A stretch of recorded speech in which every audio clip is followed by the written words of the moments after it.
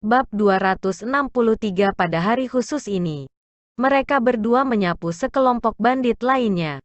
Setelah Liu Suifeng mencari semua mayat, dia berkata dengan gembira, "Aku awalnya berpikir bahwa savana iblis ini akan sangat berbahaya. Aku tidak berharap bahwa kita akan memperoleh begitu banyak kekayaan tak terduga. Jumlah spirit stone yang aku peroleh lebih dari yang aku miliki sebelumnya." Xiao Chen diam-diam menggelengkan kepalanya. Sepertinya beberapa hal terlalu lancar dalam beberapa hari terakhir, menyebabkan Liu Suifeng sedikit percaya diri. Pada kenyataannya, iblis savana dipenuhi dengan bahaya. Itu jauh dari apa yang dikatakan Liu Suifeng. Jika bukan karena Xiao Chen, tidak mungkin bagi Liu Suifeng untuk melakukan perjalanan sejauh ini sendiri. Bandit tunggal manapun bisa membunuhnya dengan mudah. Bahkan Xiao Chen tidak berani menurunkan penjagaannya di Devil Savana ini. Dalam beberapa hari terakhir, ia secara pribadi telah melihat dengan sense spiritualnya sekelompok bandit yang dipimpin oleh seorang Martial King. Kemungkinan bahwa seorang tetua reguler dari Paviliun Saber Surgawi tidak akan cocok untuknya. Dia harus mengatakan sesuatu untuk memperingatkan Liu Suifeng.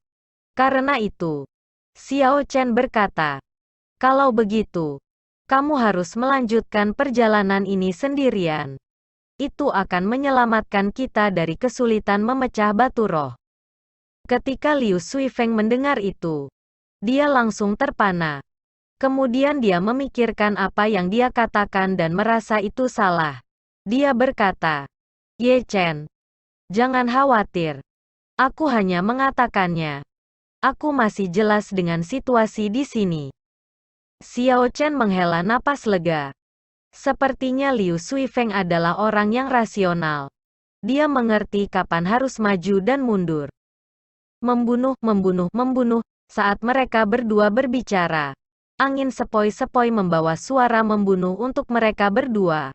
Ekspresi mereka berubah ketika mereka dengan cepat berhenti berbicara dan mendengarkan dengan cermat. Liu Suifeng berkata, "Sepertinya pedagang diserang oleh bandit. Haruskah kita melihatnya?" Pada akhir iblis savane adalah sungai naga hitam yang menembus Bangsakin besar.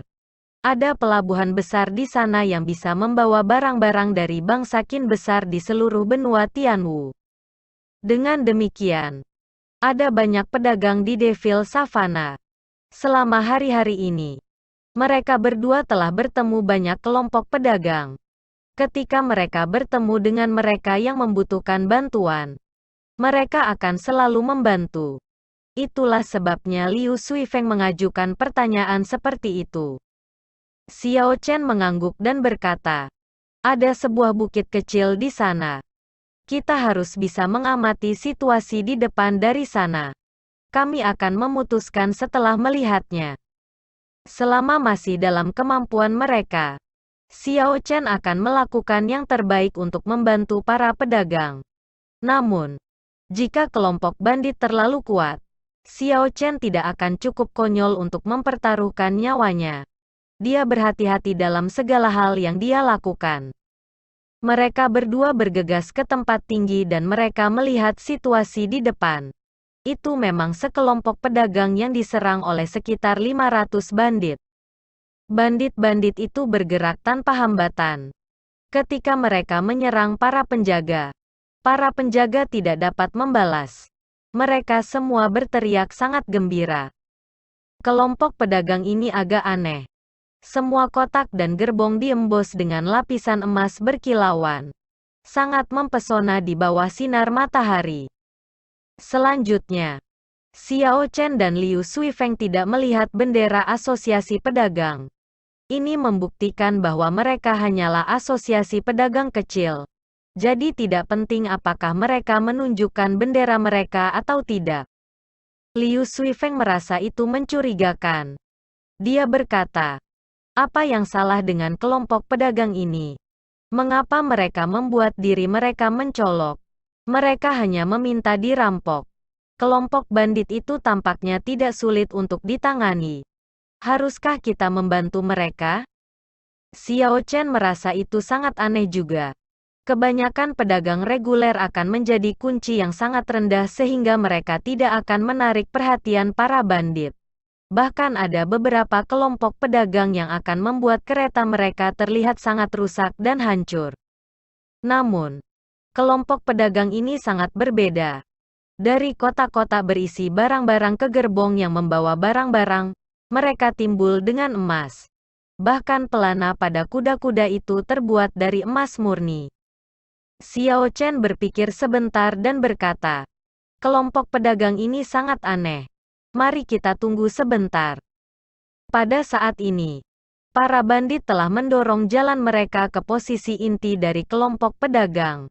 Ada kereta yang sangat mewah di sana. Gerbong ini ditarik oleh 5 kuda yang dilapisi emas murni. Butuh ruang sekitar 10 meter persegi. Dekorasi, pegangan, dan bahkan roda terbuat dari emas murni. Betapa borosnya. Xiao Chen menggelengkan kepalanya. Ini hanyalah perbendaharaan yang bergerak. Itu akan menjadi mukjizat jika mereka tidak dirampok dalam iblis savana. Hahaha. Kami mengaitkan ikan besar lain. Tiba-tiba, suara vulgar datang dari kereta mewah. Huci. Sesosok gemuk terbang keluar dari jendela kereta. Orang itu memegang tutup peti mati emas besar di tangannya. Sosok gemuk itu melintas di udara. Kecepatannya tidak konsisten dengan sosoknya, dia begitu cepat hingga sulit dipercaya. Bang, tutup peti mati menyapu di udara dan mendarat di pemimpin bandit. Pedang yang digunakan pemimpin bandit untuk diblokir langsung dihancurkan berkeping-keping oleh tutup peti mati. Tutup peti mati membawa kekuatan besar saat menabrak pemimpin bandit. Mengetuk dia terbang dan menyebabkan dia muntah darah. Dia tidak punya cara untuk menolak. Sosok gemuk itu menghancurkan tutup peti mati dengan keras ke tanah. Itu menyebabkan suara ledakan keras dan tanah mulai bergetar. Kuda-kuda itu segera terkejut ketika tanah mulai bergetar ke kiri dan ke kanan. Semua bandit jatuh ke tanah. Sosok gemuk itu berteriak, "Kalian semua berhenti berpura-pura, berdiri untuk Tuan Gendut ini." Para bandit di tanah merasa aneh. Siapa yang berpura-pura? Kami benar-benar jatuh. Bahkan jika kamu tidak memberi tahu kami untuk bangun, kami akan tetap berdiri. Sua. Namun, sesuatu yang mengejutkan para bandit terjadi. Para penjaga yang telah mereka kalahkan sebelumnya semua berdiri dengan sikap yang kuat dan bersemangat. Seperti tidak ada yang terjadi pada mereka. Aura yang datang dari mereka sangat keras dan ada kilatan yang tidak menyenangkan di mata mereka. Mereka semua memberikan penampilan yang dipenuhi dengan niat jahat. Pandangan ini membuat mereka lebih mirip bandit daripada bandit itu sendiri. Kelompok bandit perlahan berkumpul bersama sebelum menemukan bahwa mereka telah tanpa sadar dikelilingi oleh penjaga pedagang. Mereka segera mulai panik. Bang, tiba-tiba, sosok gemuk melompat dan peti mati di tangannya menuju pemimpin bandit yang baru saja berdiri. Sebelum pemimpin bandit itu bereaksi, dia dihempaskan ke tanah lagi. Darah mengalir dari kepalanya. Dan kali ini, dia tidak bisa berdiri lagi. Sosok gendut itu menginjak-injak pemimpin bandit yang berusaha bangkit. Tutup peti mati emas diletakkan di tanah dengan berat ketika dia mengutuk. Apakah Tuan Gendut ini berkata kamu bisa berdiri? Namun kamu masih berdiri? Aku akan menginjak-injakmu sampai mati. Ada tatapan tajam di mata sosok gemuk itu saat dia mengalihkan pandangannya. Ketika bandit-bandit lain melihat situasi pemimpin mereka, mereka segera mengerti apa arti sosok gemuk itu. Mereka semua dengan cepat bersujud di tanah. Tiba-tiba sosok gendut itu tertawa keras. Aku sekarang menyatakan ini sebagai perampokan. Selain dari pakaian dalammu, tinggalkan semuanya. Situasi berubah secara instan.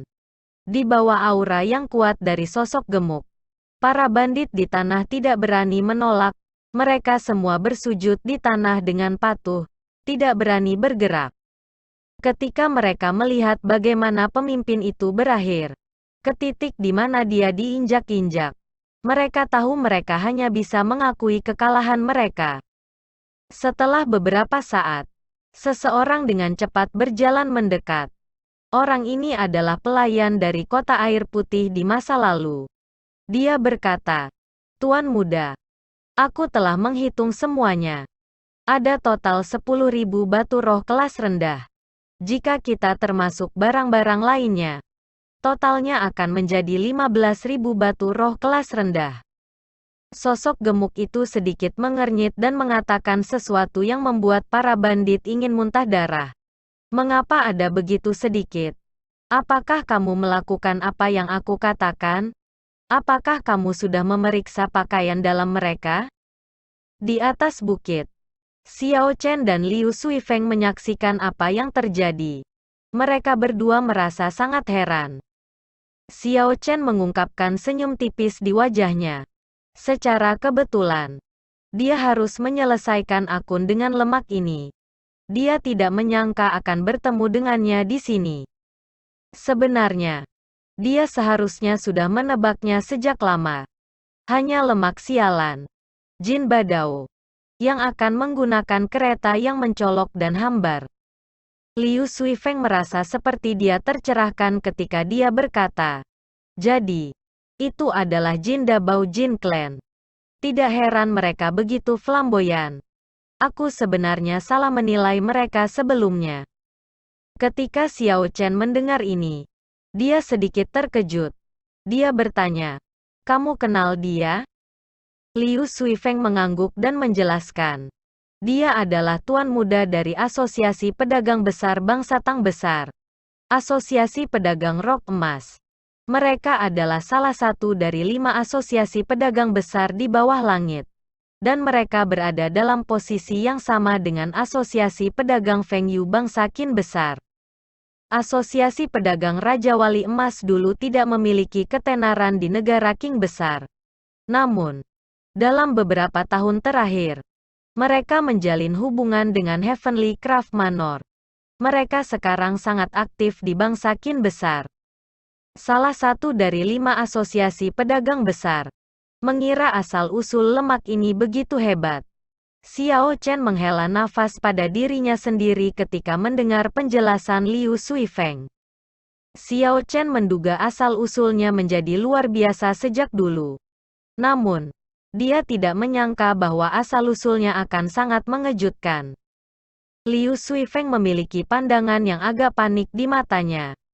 Dia berkata, "Ye Chen, kita harus pergi dengan cepat. Orang ini tidak memiliki reputasi yang baik. Jika dia menargetkan kita, itu bukan hal yang baik." Xiao Chen merasa itu aneh. Jadi dia bertanya, "Kenapa?" Liu Suifeng berkata, "Reputasinya di Provinsi Sihe sangat mengerikan. Menurut rumor, ahli waris dari 3 klan bangsawan dari Provinsi Klan Yan Sihe benar-benar dipermalukan olehnya di Provinsi Dongming.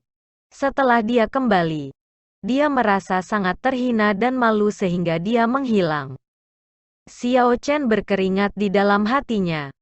Rumor ini bukan hanya mengerikan pada tingkat biasa. Yan Qianhe jelas dibunuh olehnya. Namun rumor mengubahnya menjadi menghilang karena malu. Xiao Chen tersenyum tipis. "Mereka hanya rumor. Ayo, aku punya beberapa akun untuk diselesaikan dengan lemak ini." Meskipun Liu Suifeng terkejut, Xiao Chen sudah meninggalkan bukit dan segera pergi. Lemak itu memiliki senyum sombong di wajahnya. Namun, ketika dia secara tidak sengaja melihat Xiao Chen bergegas, dia terkejut. Dia pikir dia melihat salah. Ketika dia melihat lagi untuk memverifikasi, dia dengan cepat melepaskan pemimpin bandit dan berlari kembali. "Azure Dragon Tailui!" Xiao Chen berteriak dan kemudian menciptakan busur ungu di udara. Seperti naga banjir yang bergerak di udara. Dengan suara, "Sua!" dia mendarat di depan Jin Dabao. "Brother Dabao, kita bertemu lagi. Apakah kamu tidak mengenali aku?" Mengapa kamu berlari begitu cepat? Xiao Chen berdiri di depan Jin Badao dan tersenyum lembut. Jin Dabao menunjukkan senyum canggung dan meletakkan tutup peti mati di cincin tata ruangnya. Dia berkata, "Aku benar-benar hampir tidak bisa mengenali kamu. Aku pikir itu adalah beberapa ahli." Xiao Chen berkata dengan acuh tak acuh. "Berhenti berpura-pura. Ying Yue datang ke Heavenly Sabre Pavilion belum lama ini. Apakah kamu tidak punya sesuatu untuk dijelaskan?" Jin Dabao memasang ekspresi benar dan berkata, "Wanita itu memaksaku. Kamu harus percaya padaku. Dia punya kotoran pada aku. Aku dipaksa ke keadaan tidak berdaya. Itu sebabnya aku mengatakan itu. Jika aku percaya kamu, aku akan menjadi idiot." Xiao Chen tidak bisa diganggu dengannya. Dia berkata, "Aku tahu kamu akan mengatakan itu. Berhenti bicara omong kosong. Patung itu masing-masing dijual seharga 100 batu roh kelas rendah. Berapa banyak yang akan kamu berikan padaku?" Jin Dabao tertawa malu. "Hubungan seperti apa yang kita miliki? Berbicara tentang uang akan melukai perasaan kita. Ayo, mari kita pergi ke kereta aku. Jangan katakan apapun. Biarkan aku menerima kamu dengan benar." Bab 264 Liu Suifeng dengan cepat bergegas mendekat. Ketika dia melihat Jin Dabao menjadi kaki tangan Xiao Chen, dia sangat heran. Dia tidak mengharapkan Jin Dabao yang sulit untuk berurusan untuk dapat menunjukkan ekspresi seperti itu. Di langit, di dalam awan yang melayang, Yue Mingsan sedikit mengernyit. "Aku dapat memverifikasi bahwa dia tidak memiliki roh bela diri yang diwariskan. Namun, ia bergaul dengan orang-orang dari Asosiasi Perdagangan Rok Emas. Sepertinya aku hanya bisa menunggu kesempatan lain." Di dalam gerbong mewah, Xiao Chen dan Jin Dabao keduanya duduk di depan meja. Dibandingkan dengan dekorasi luar, bagian dalamnya lebih polos. Meskipun mereka bergegas dengan kecepatan tinggi, kereta itu sangat stabil. Xiao Chen, yang duduk di dalam, tidak merasa gemetar. Jin Dabao memandang Xiao Bai, yang duduk di sebelahnya, dan tersenyum. Dia berkata, "Xiao Bai ini tumbuh menjadi lebih dan lebih dicintai." Puci. Tepat saat Jin Dabao mengulurkan tangannya untuk menggosok kepalanya, dia digaruk dengan cakar Xiao Bai sebelum dia bisa menyentuhnya. Dia berseru, "Kamu masih seganas ini." Untungnya, kulit Fat Lord ini sangat tebal, jadi tidak ada yang terjadi. Xiao Chen tertawa dan bertanya, "Bagaimana investigasi kamu terhadap makam Kaisar Tianwu?" Xiao Chen selalu sangat ingin tahu tentang makam Kaisar Tianwu di sisa-sisa kuno. Namun, dia belum punya waktu untuk menyelidiki. Secara kebetulan, dia telah bertemu Jin Dabao. Secara alami, dia harus bertanya. Jin Dabao berhenti tersenyum dan menggelengkan kepalanya. "Tidak ada berita berguna. Aku hanya bisa memastikan bahwa mayat itu memang milik Kaisar Tianwu terakhir dan Chu Chaoyun membawanya pergi. Setelah itu, Chu Chaoyun berada di pelatihan tertutup. Dia hanya keluar baru-baru ini." Xiao Chen memiliki ekspresi muram. Jujur saja, sejak dia meninggalkan Mohe City, dia jarang mengalami kerugian.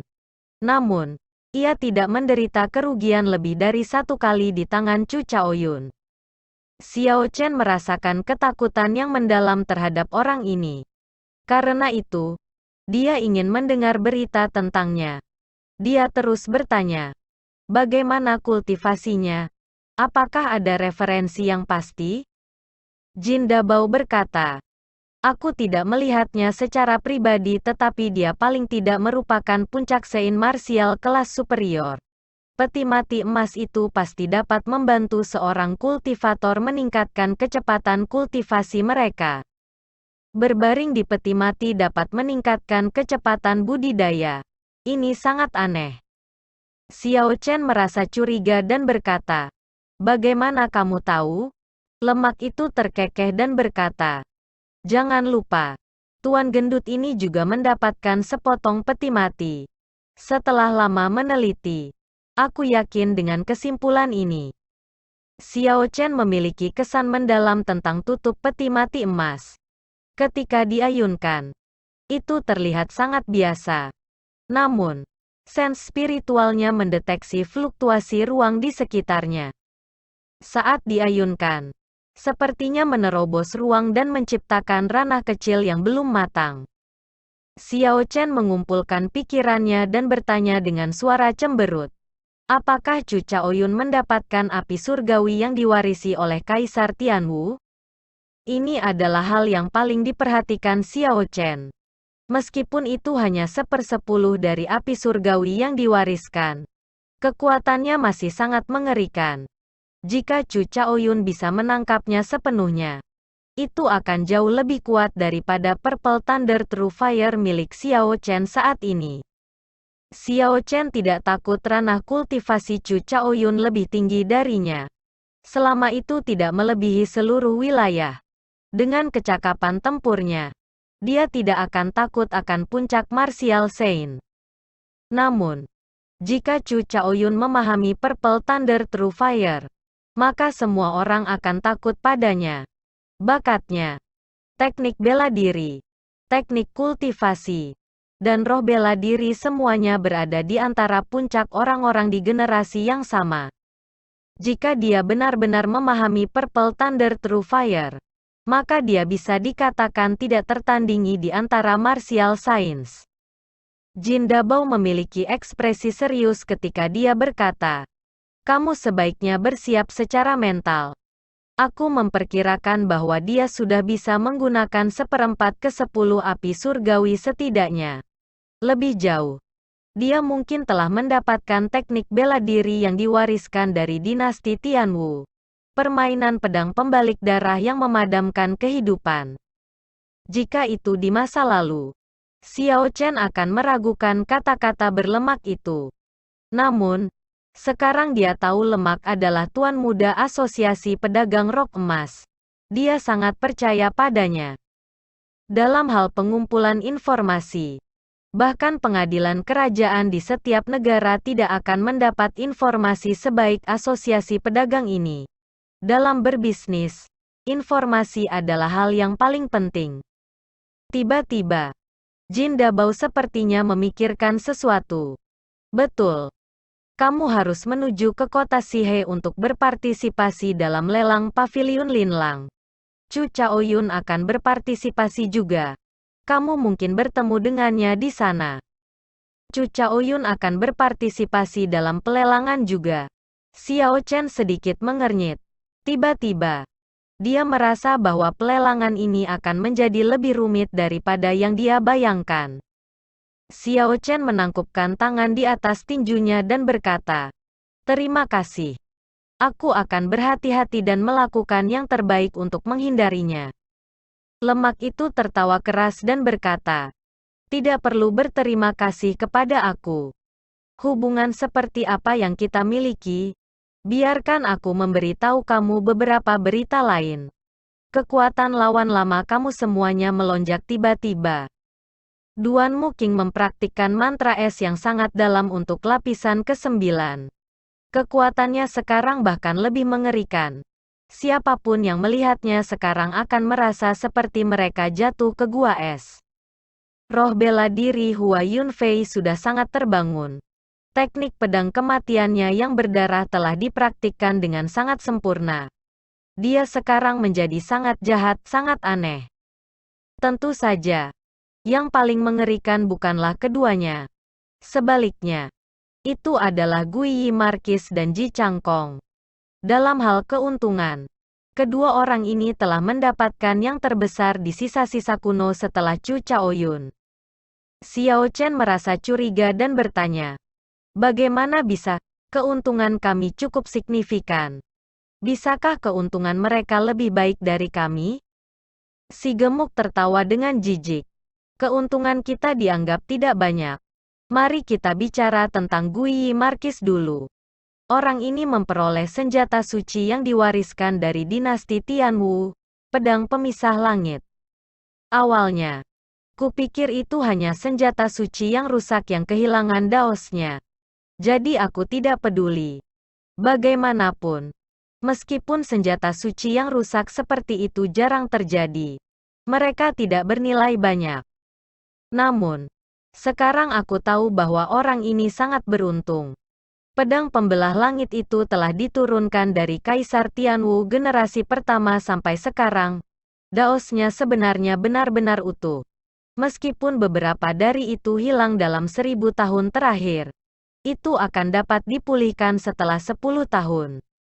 Yang disebut senjata suci, merujuk pada senjata yang digunakan oleh orang bijak kuno. Pada saat itu, ranah kultivator dibedakan dengan cara yang berbeda dari sekarang. Sage kuno sangat berbeda dari martial sage saat ini. Dalam hal kekuatan, sage kuno setara dengan kaisar bela diri modern. Seorang martial sage tidak akan ada artinya jika dibandingkan dengan orang bijak kuno. Pada saat itu, senjata juga memiliki peringkat yang berbeda dari metode saat ini. Mereka tidak memiliki peringkat surga, bumi, mendalam, atau kuning untuk senjata roh. Orang bijak telah memahami beberapa tahu surgawi dan setiap gerakan yang mereka lakukan. Mereka akan mempengaruhi hukum langit dan bumi. Selain itu, karena senjata yang mereka gunakan akan berjemur di hukum alam surga dan bumi untuk waktu yang lama, mereka perlahan-lahan akan mendapatkan jejak Dao. Meskipun tahu senjata ini tidak lagi lengkap setelah diturunkan selama 10.000 tahun, esensi senjata tidak rusak sama sekali. Ketika para pembudidaya menggunakan senjata suci, mereka akan menggunakan Tao yang tidak lengkap ini. Ketika mereka bergerak, mereka bisa sedikit mengubah hukum langit dan bumi. Ketika mereka bertarung, mereka bisa mencapai efek yang tidak terduga. Namun, karena Tao tidak lengkap, sangat sulit untuk benar-benar mengubah hukum langit dan bumi. Terkadang, situasi tak terduga dapat terjadi. Berhasil sekali dari 10 percobaan sudah cukup bagus. Namun, jika seseorang memiliki senjata suci dengan daos lengkap, maka itu akan menjadi cerita yang berbeda. Adalah mungkin untuk berhasil 5 dari 10 percobaan. Jika seseorang dapat memahami Tao di dalamnya, setiap kali mereka bergerak, mereka dapat sedikit mengubah hukum langit dan bumi. Ini meningkatkan kekuatan seorang kultivator ke tingkat yang mengerikan. Fatih Jin menyesap teh dan melanjutkan. Sedangkan untuk Ji Changkong, keberuntungannya bahkan lebih baik. Bakat orang ini terlalu tinggi. Gambar pemahaman Sage Dao hampir sepenuhnya dipahami olehnya. Setiap langkah yang dia lakukan, ada sedikit jejak Dao. Efeknya lebih baik daripada senjata suci. Xiao Chen tersenyum pahit. Dia terdiam. Ini adalah apa yang disebut pertemuan kebetulan. Meskipun pertemuan kebetulan sulit untuk dilihat, itu sangat bergantung pada keberuntungan. Itu adalah sesuatu yang benar-benar ada. Dalam pertemuan kebetulan yang sama, beberapa mendapatkan apa-apa dan bahkan akhirnya memberi makan spirit beas, mati tanpa mayat sama sekali. Beberapa sangat beruntung, menghasilkan kekuatan mereka melonjak, membiarkan mereka menonjol dari kerumunan. Mereka adalah orang-orang dengan keberuntungan besar. Ada banyak orang kuat yang mengalami pertemuan seperti itu. Mengubah para penggarap lainnya di era yang sama menjadi batu loncatan. Selanjutnya, ketenaran mereka akhirnya diturunkan. Tidak pernah dilupakan selamanya. Xiao Chen berpikir, dalam waktu 2 tahun, aku harus mengalahkan orang-orang ini. Kalau tidak, aku tidak akan pernah bisa bersaing dengan mereka dalam hal keberuntungan. Bahkan jika dia memiliki pertemuan kebetulan lainnya, dengan keberuntungan, dia tidak akan mendapatkan banyak keuntungan. Dalam jangka panjang, ia akan menjadi batu loncatan bagi orang lain. Xiao Chen memikirkan sesuatu dan berkata, dari nada bicara kamu sebelumnya, kamu tampaknya tidak akan pergi ke pelelangan di kota Sihe. Jin Dabao mengangguk dan berkata, aku telah melihat terlalu banyak lelang dan aku tidak bisa repot untuk pergi.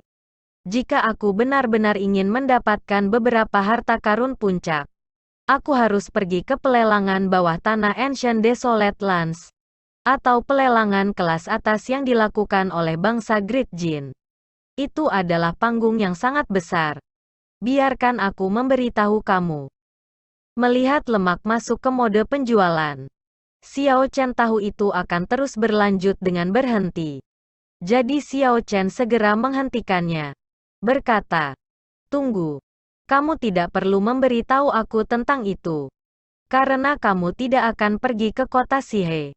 Mungkinkah kamu benar-benar memiliki barang yang kamu kirim ke negara lain oleh Sungai Naga Hitam? Sebelumnya, ketika Xiao Chen punya waktu, dia menggunakan spiritual sense untuk memindai kota-kota emas yang berlemak. Pada akhirnya, dia menemukan bahwa semuanya kosong.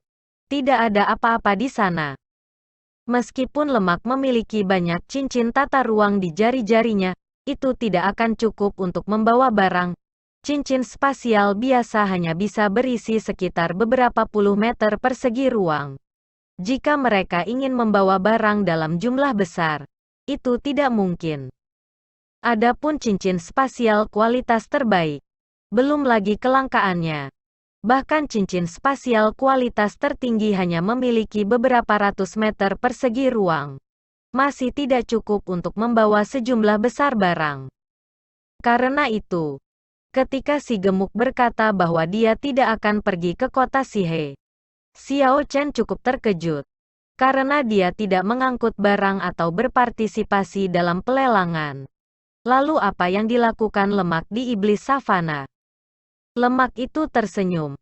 Tentu saja itu tidak mungkin. Aku belum pernah menggunakan rute perdagangan Devil Savana sebelumnya. Jadi aku tidak bisa mengambil rute ini untuk saat ini. Tujuan aku datang ke sini adalah untuk menyelidiki legenda harta iblis Savana. Legenda? Xiao Chen tertawa tanpa sadar. Kamu datang secara khusus ke iblis Savana untuk sebuah legenda. Siapa yang bercanda pasti ada lebih dari ini. Fatih Jin berkata. Tentu saja. Ada beberapa kebenaran untuk ini. Di masa lalu, ada sekelompok bandit di sana yang menyebabkan teror pada iblis savane ini. Kekuatan pemimpin bandit itu tidak terduga. Orang-orang memperkirakan dia setidaknya seorang martial sage. Jika seseorang ingin menggunakan rute perdagangan ini, ia harus membayarnya. Bab 265 Semua asosiasi pedagang yang menolak tidak memiliki akhir yang baik. Dia menikmati monopoli pada rute perdagangan emas ini.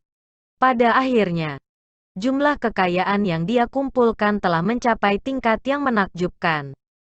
Xiao Chen menggigit lidahnya. Dia tak percaya. Seorang martial sage yang tidak fokus pada kultivasi dan malah berlari ke sini untuk menjadi seorang bandit? Apakah kamu pikir itu mungkin?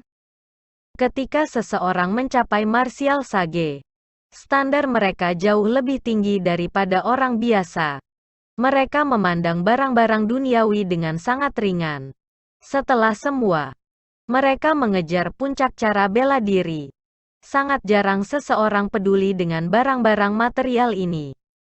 Fatih Jin berkata, mengapa itu tidak mungkin? Kembali ketika 3 klan besar Provinsi Sihe mengeluarkan bandit di Sabana. Apakah kamu pikir mereka hanya menyerang bandit itu sebenarnya agar mereka bisa mendapatkan peta yang tersisa? Bahkan pavilion saber surgawi kamu telah mengirim orang beberapa kali sebelumnya. Ketika Xiao Chen mendengar kata peta, dia terkejut. Dia bertanya, dia meninggalkan peta? Maksud kamu apa? Bisakah kamu memberi aku lebih banyak detail? Fatih Jin berpikir sejenak sebelum berkata, semua orang akan mati suatu hari nanti. Ini sama bahkan untuk kaisar bela diri. Secara alami, martial sage tidak terkecuali. Setelah orang ini meninggal, dia mengubur semua kekayaan yang dia kumpulkan di sebuah pulau di dalam samudera yang tak terbatas. Dia meninggalkan banyak peta kepada turunannya. Peta-peta ini mencantumkan lokasi pulau secara rinci. Selanjutnya, kamu hanya dapat membuka pintu ke kas jika kamu memiliki peta.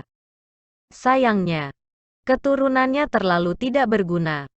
Tidak lama setelah dia meninggal, keturunannya semua dibantai oleh musuh-musuhnya sebelumnya.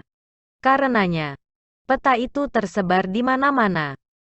Suatu ketika, seseorang mendapatkannya dan mengikuti peta untuk menemukan pulau itu. Namun, lautan badai mengelilingi pulau itu. Bahkan Raja Bela Diri tidak bisa masuk. Jadi mereka hanya bisa menonton tanpa bisa melakukan apapun. Kemudian, seseorang secara kebetulan menemukan bahwa badai akan pergi untuk jangka waktu sekali setiap 100 tahun. Karenanya, peta menjadi berguna lagi. Harta karun di sana tidak ditempatkan bersama. Setiap kali orang masuk, mereka bisa mengeluarkan harta dalam jumlah besar. Tentu saja, banyak orang mati di sana. Sekarang, penantian 100 tahun ini hampir berakhir lagi.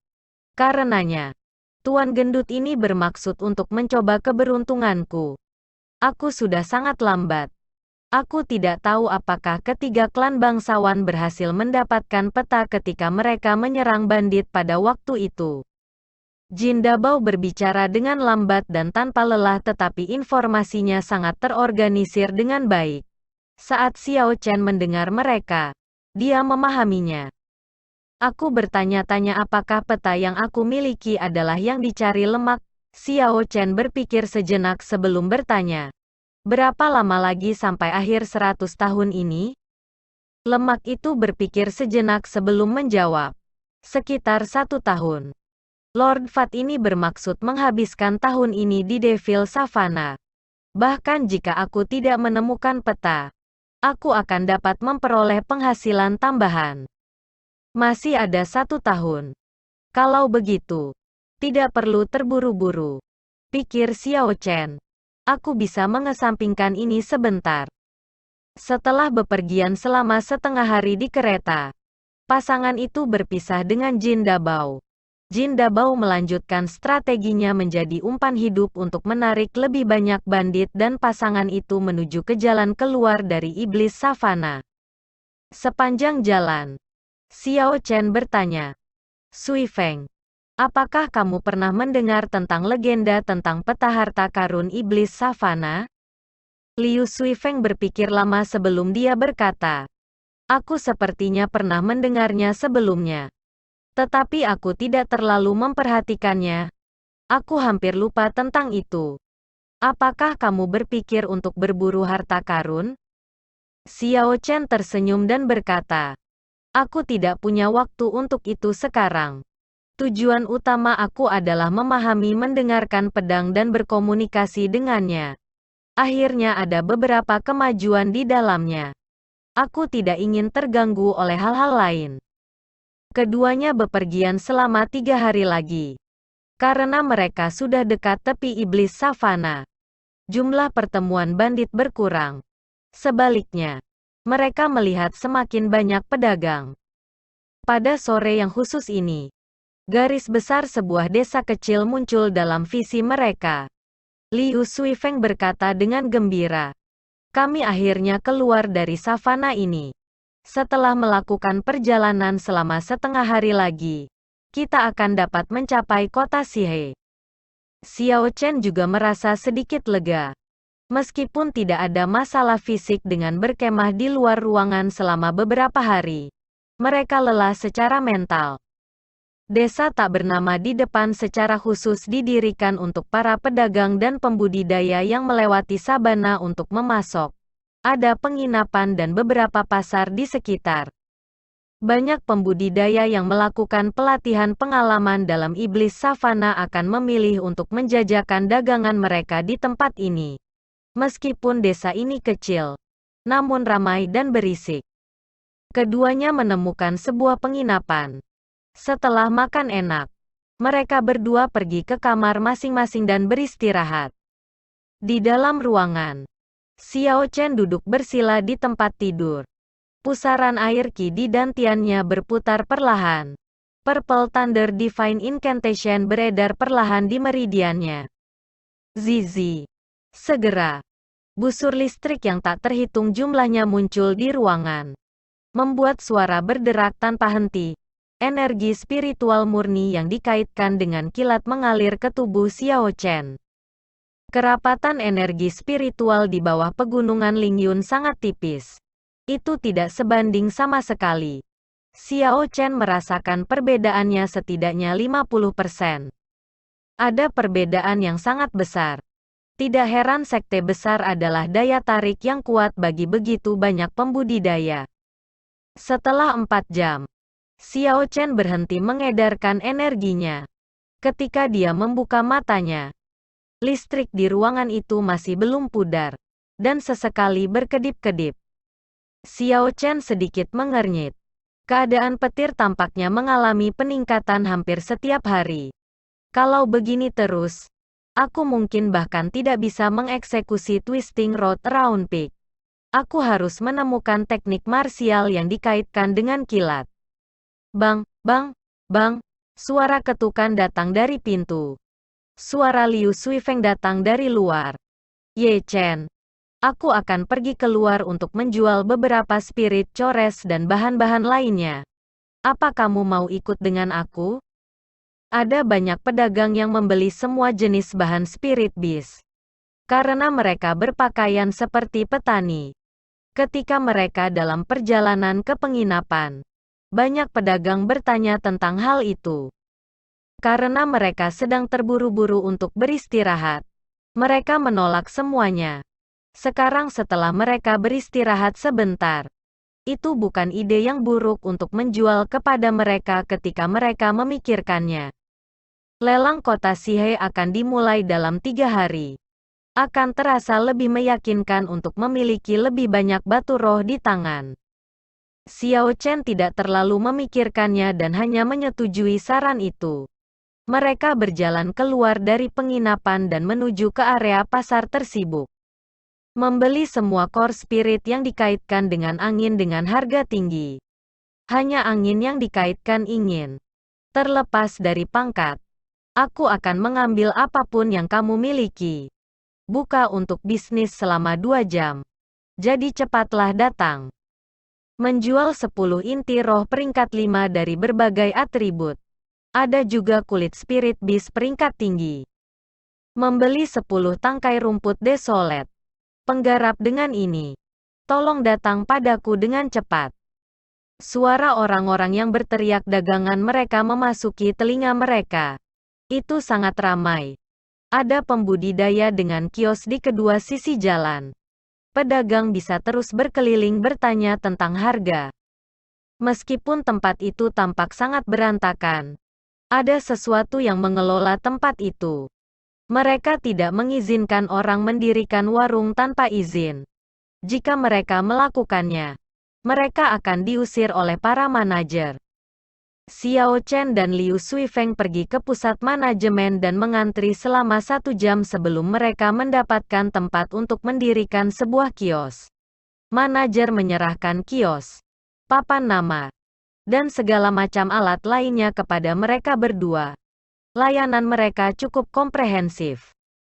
Namun, harganya cukup mencengangkan. Liu Suifeng bahkan merasa itu terlalu mahal. Mendirikan kios selama 2 jam adalah 10 batu roh kelas rendah. Xiao Chen menggunakan kuas dan menulis di papan nama. Jual spirit chores dan segala macam bahan.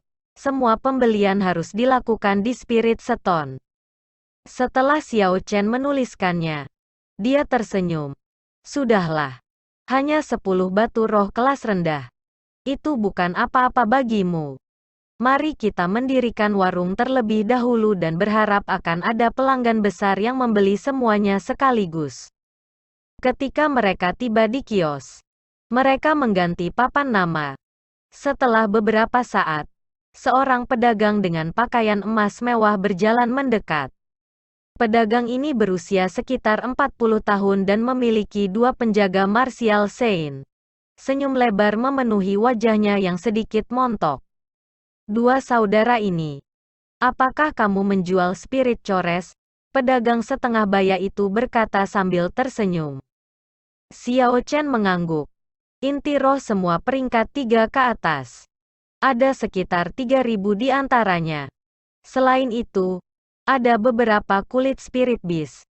Semua juga peringkat 3 setidaknya. Sebagian besar spirit cores ini diperoleh dengan menjarah bandit yang menyerang mereka. Ada juga sebagian kecil yang diperoleh oleh mereka berburu spirit beast di jalan mereka. Cincin spasial memiliki ruang terbatas dan setelah mereka membereskannya, mereka membuang semua core spirit peringkat 2. Hanya menjaga peringkat 3 dan di atasnya. Meski begitu, mereka masih mengumpulkan lebih dari 3.000. Nilainya sangat besar. Pedagang setengah baya itu agak terkejut. Dia tidak menyangka bisa melakukan transaksi sebesar itu pada saat dia bertanya. Ekspresi wajahnya berubah ketika dia bertanya. Bolehkah aku melihat barang-barang itu? Xiao Chen mengangguk dan Liu Suifeng mengambil semua core spirit yang mereka miliki dari cincin tata ruang mereka. Mereka juga mengambil semua bahan yang mereka miliki. Tumpukan besar spirit cores memenuhi seluruh kios. Segera, tatapan yang tak terhitung jumlahnya dipecat. Di tengah penampilan serakah dan iri hati, Xiao Chen benar-benar bisa merasakan tatapan penuh dengan niat membunuh. Ini tidak terlalu aneh. Para pembudidaya di sini adalah orang-orang yang hidup di ujung pisau. Mereka semua memiliki darah di tangan mereka. Itu adalah kejadian umum bagi seseorang untuk dibunuh demi kekayaan mereka di sini. Xiao Chen tersenyum tipis dan mengabaikan mereka. Dia bertanya, "Bagaimana menurutmu? Tawarkan harga kamu?" Pedagang setengah baya itu merasa gembira di hatinya. Tetapi ekspresinya tidak berubah. Dia memeriksa. "Apakah kamu menerima emas? Jika kamu melakukannya, aku bisa memberi kamu harga yang lebih baik."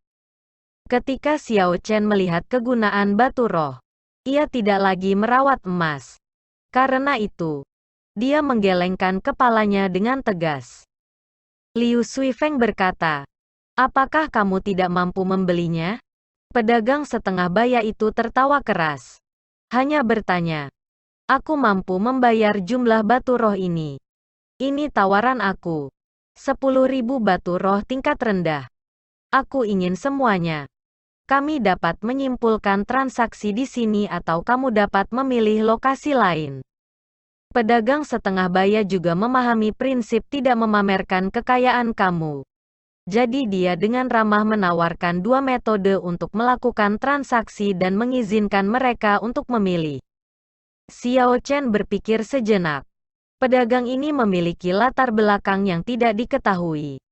Meskipun melakukan transaksi di sini akan mengungkapkan kekayaan, jika kita melakukan transaksi di tempat lain, kita masih harus waspada terhadap pedagang ini. Kedua metode membawa sejumlah risiko tertentu dan tidak boleh dipilih dengan enteng. Xiao Chen memilih untuk segera melakukan transaksi. Setidaknya mereka akan bisa mendapatkan batu roh segera. Membuat mereka merasa yakin. Pedagang setengah baya itu tidak ragu-ragu dan memanggil penjaga di sampingnya. Kemudian, penjaga itu mengangkat cincin tata ruangnya dan menabraknya dengan cincin semesta Xiao Chen. Detik berikutnya, Xiao Chen merasakan banyak batu roh muncul di cincin semesta. Ketika dia menghitungnya, itu benar-benar 10.000 batu roh kelas rendah. Pedagang setengah baya itu mengambil kartu nama dan menyerahkannya kepada Xiao Chen dan Liu Suifeng. Dia tersenyum ketika berkata, "Nama keluarga dari diri yang rendah hati ini adalah Guan. Aku bekerja untuk Asosiasi Pedagang Yun Clan.